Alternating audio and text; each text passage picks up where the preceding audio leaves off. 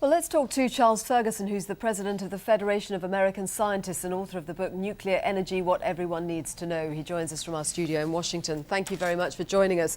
Well, we do seem to be hearing more concerned voices out of America than possibly are coming out of Japan. Where do you stand on how the situation is? Well, it's hard to be an armchair nuclear engineer in Washington, D.C. when these terrible events are unfolding half a world away. But I'm trying to follow the news as closely as I can.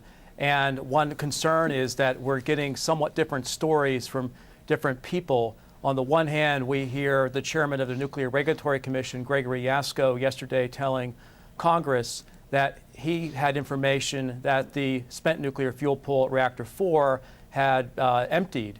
And then we hear from U.S. industry officials and from Japanese industry officials that there may still be water inside that pool.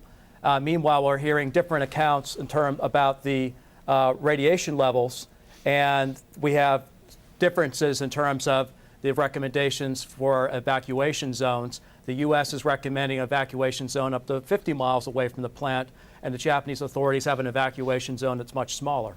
So what are we to make of it? I mean, what do you make of it? What would your assessment be on how worrying the situation is? Well, we're in a race against time, and that's good and bad.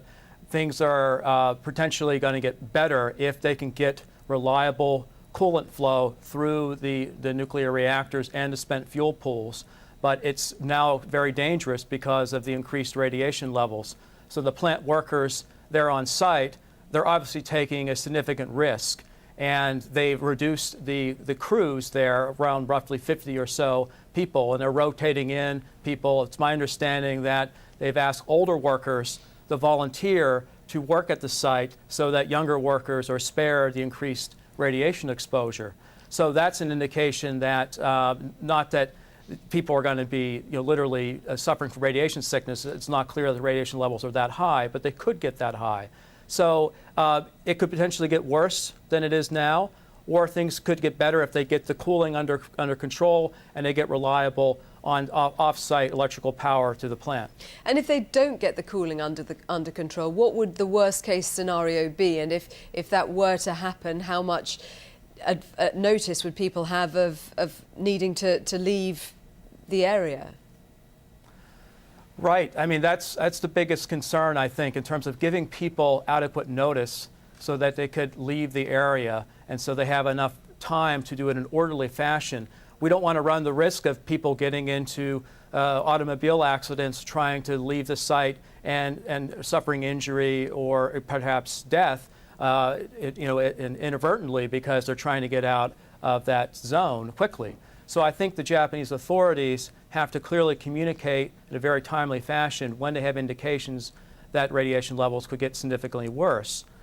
Meanwhile, they're doing what they apparently can to put seawater in various methods, helicopters, fire hoses, water cannon from fire trucks and police vehicles.